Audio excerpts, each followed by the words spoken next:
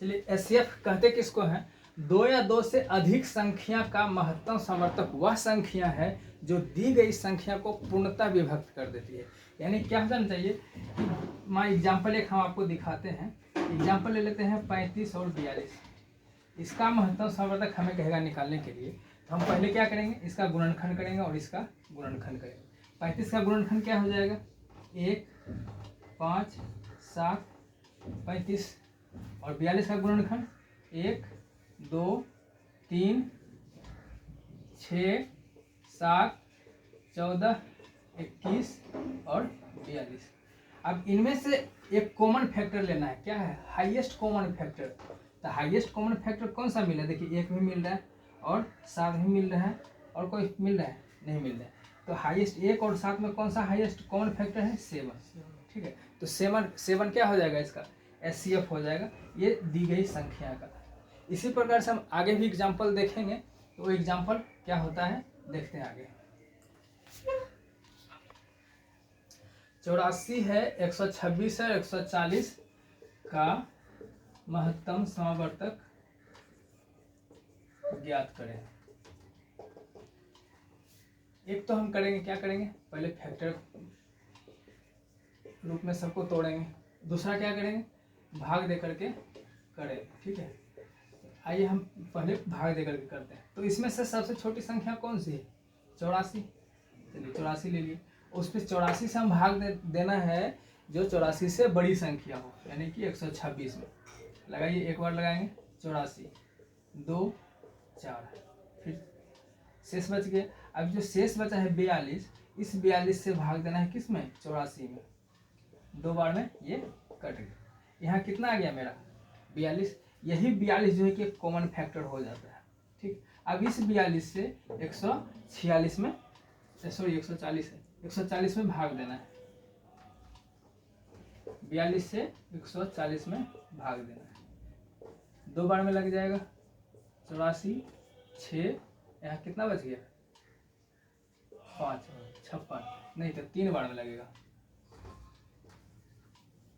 3 दूना 6 4 12, बच गया है 14।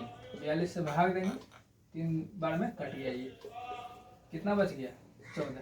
यानी कि ये 14 जो संख्या है हमारा, ये सभी ये तीनों संख्या का कॉमन फैक्टर आ गया है। ठीक है, ये तो हो गया एक। इसका महत्तम समवर्तक कितना निकल गया? 14। ठीक, ये तो हो गया एक डिवाइडिंग रूल, यानी कि भाग दे करके हम देख लिए कितना इसका महत्तम समवर्तक आएगा। अब हम गुणनखंड विधि से देखते हैं। चलिए गुणनखंड विधि से देखने के लिए हम पहले क्या करेंगे? हर एक अलग अलग संख्या का हम गुणनखंड निकालेंगे। पहले 84 का निकालेंगे, कितना से लगेगा? 2 से 42, फिर निकालेंगे 2 से 21, फिर निकल गया 3 से 7। ये इसका निकल गया फैक्टर। ठीक है, कितना है लिख देते हैं, 2 गुना 2 गुना 3 गुना 7।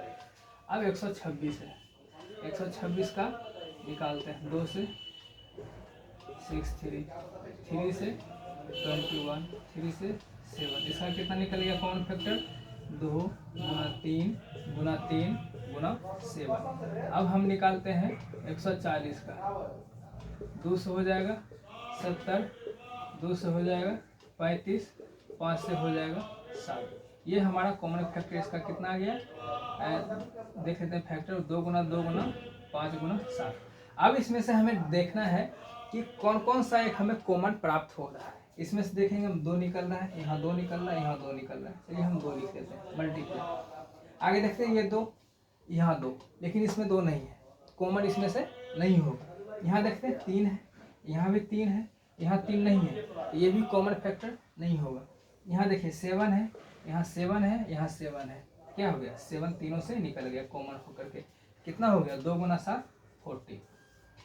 या तो आप भाग विधि द्वारा बनाएं या फिर फैक्टर करके बनाएं, तो आंसर मेरा क्या होगा? सेम आएगा। यानी कि सीधा सीधा हमको यही स्पष्ट निकालना है कि इसमें से, इन संख्या में से फैक्टर करने पे ऐसी कौन सी बड़ी से बड़ी संख्या होगी जो तीनों को डिवाइड कर देती है। ठीक है, परिभाषा में तो यही लिखाया गया है। ठीक है, तो 14 ये संख्या जो कि 84 को डिवाइड कर रही है, 126 को डिवाइड कर रही है और 140 को डिवाइड कर रही है। चलिए अब आगे देखते हैं। आगे है एलसीएम, यानी कि लघुत्तम समवर्तक। लघुत्तम समावर्तक क्या होता है, वह छोटी से छोटी संख्या जो प्रत्येक जितना भी संख्या दिया रहेगा वो सभी संख्या से क्या हो जाएगा, पूर्णता विभक्त हो जाएगा। यहाँ होता है एक दूसरे का उल्टा। महत्तम में हमें क्या देखें कि वैसा हमें बड़ा फैक्टर लेना है जो सभी संख्या को डिवाइड कर दे, और लघुत्तम में क्या हो जाता है कि वह सबसे छोटी संख्या होगी जिसमें कि जो भी संख्या हमारा दिया रहेगा सवाल में उससे डिवाइड हो जाए। ठीक है, तो एग्जाम्पल हम लोग देख लेंगे, ले लेते हैं 15, 12, 18, 20। चलिए ये कोई हम 4 अंक संख्या हम ले लिए, इसका लघुत्तम समावर्तक क्या होगा। ठीक है, हम क्या करेंगे, या तो फैक्टर विधि द्वारा बनाएंगे या चलिए फैक्टर विधि द्वारा कितना हो जाएगा, 15 का फैक्टर 3 और 5 अलग अलग हो गए। इसमें कितना हो जाएगा, 12 का 2 3, दूसरा लगाएंगे 6, फिर दूसरा लगाएंगे 3, ये हो गया इसका कॉमन फैक्टर। फिर इसका कितना हो जाएगा, 18 का 2 से 9 और 3 से 3, 2 3 3। 20 का कितना हो जाएगा, 2 2 और 5। ठीक है, इसमें से पहले हम वो देखेंगे जो कि हमें प्राप्त हो रहा है। ठीक है, कौन सी संख्या में पहले प्राप्त हो रही है, देखिए 3 3 3 3, कहीं कुछ नहीं है, 2 भी नहीं है। तो हम क्या करेंगे, जो जो प्राप्त हो रही है हमको कहीं से भी हम निकालते चल जाएंगे। क्या मिल रहा है, मेरा 2 मिल रहा है, फिर कितना 2 है, 2 मिल रहा है, फिर 3 है, फिर उसके बाद एक और 3 है, उसके बाद एक और 5। चलिए मल्टीप्लाई कीजिए, 2 दूनी 4 तिया 12 तिया 36 50 कितना हो गया, 180। यानी 180 ये ऐसी संख्या है जिससे 15 से भी भाग लग जाएगा, 12 से भी भाग लग जाएगा, 18 से भी भाग लग जाएगा और 20 से भी भाग लग जाएगा। ठीक है, ये 180 क्या हो गया, 15 12 18 20 का लघुत्तम समावर्तक हो गया। ये तो गुणनखंड विधि द्वारा हो गया है। ठीक, महत्तम जो है गुणनखंड विधि द्वारा निकालना आसान होता है, लेकिन लघुत्तम थोड़ा सा गुणनखंड विधि द्वारा टफ होता है। इसमें से किसी को पता ही नहीं चलता है कि हमें इसमें कॉमन फैक्टर निकालना है या ऑल फैक्टर को हमें मल्टीप्लाई करना है सिंगल चूज करके। ठीक, तो इसके लिए दूसरा विधि बताते हैं जो कि आसान है, लेकिन है वो भी गुणनखंड ही, लेकिन क्या हो जाता है कि उसमें एक सिमिलरिटी गुणनखंड करना होता है। ठीक है, तो आइए हम उसको दूसरा विधि से देखते हैं।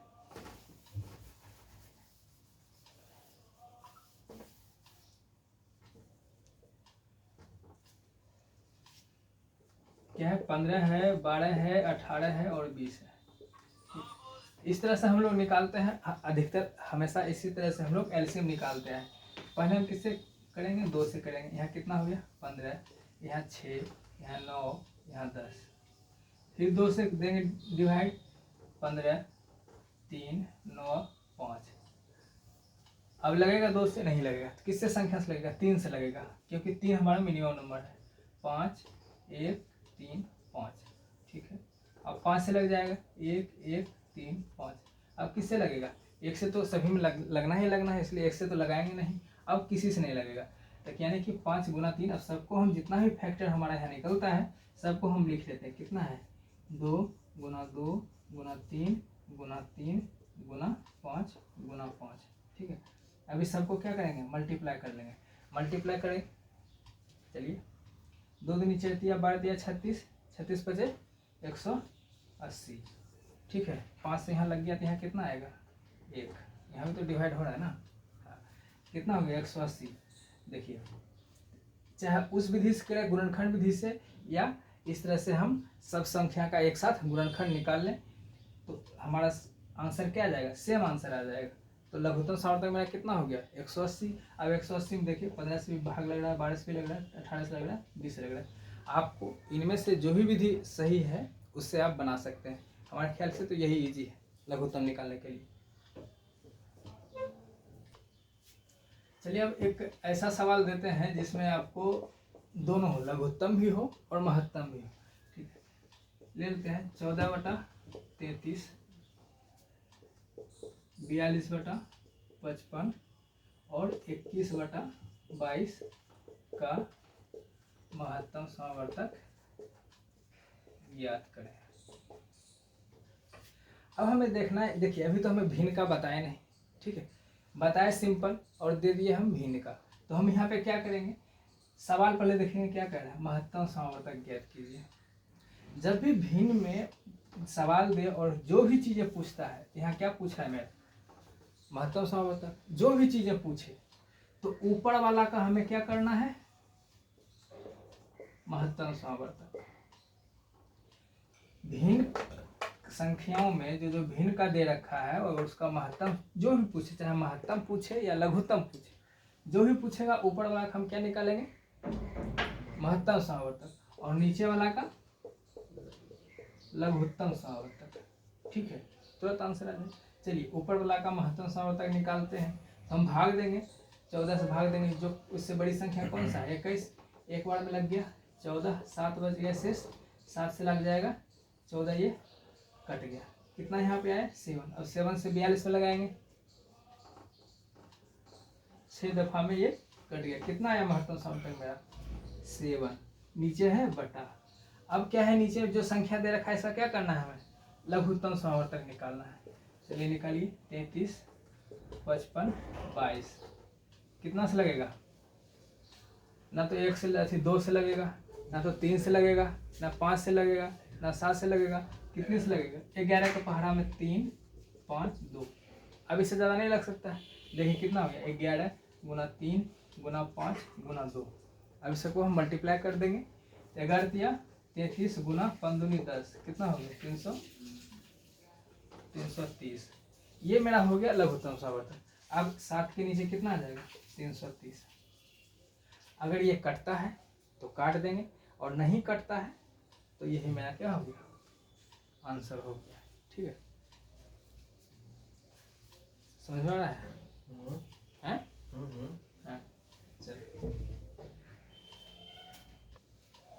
चलिए आगे देखते हैं। अगला सवाल क्या है, 11 बटा 14, 55 बटा 42, 33 बटा 35, 44 बटा 63, इसका क्या निकालना है, लघुत्तम समावर्तक। अभी हम थोड़ा देर पहले क्या निकाले थे, महत्तम समावर्तक, और उसमें क्या बताए थे, जो भी पूछ रहा हो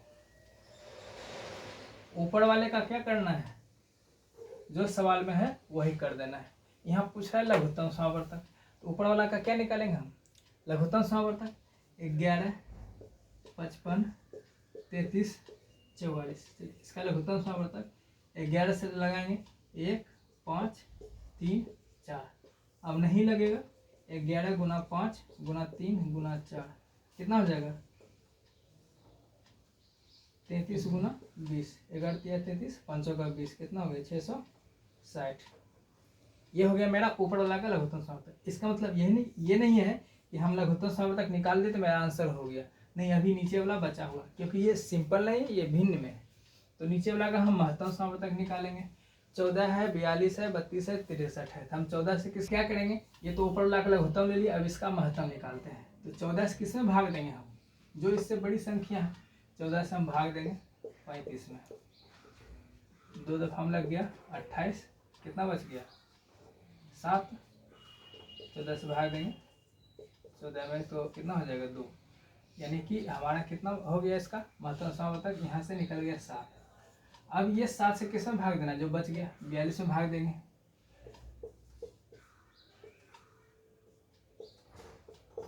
कितना हो गया 7, फिर 7 से किस में भाग देंगे 63 में, ये भी कट गया, कितना मेरे पास आया 7, यानी 7 क्या हो गया मेरा महत्तम समावर्तक नीचे वाला का। अब हमें क्या करना है, ऊपर वाला का लघुत्तम समावर्तक बटे नीचे वाला का महत्तम समावर्तक, ये हो गया मेरा आंसर। चलिए ठीक है, आज के लिए इतना ही रहने देते हैं। मैं भी आपको जहाँ भी लघुत्तम महत्तम का सवाल आपको दिखे उसे बनाइए, ठीक है। हम इससे रिलेटेड और भी सवाल लेकर आएंगे, एक दो और इसमें गुणनखंड हो गया या फिर संख्या निकालने के लिए हो गया, वो चीज़ हम कल अगले क्लास में देखते हैं। आज के लिए इतना ही, धन्यवाद।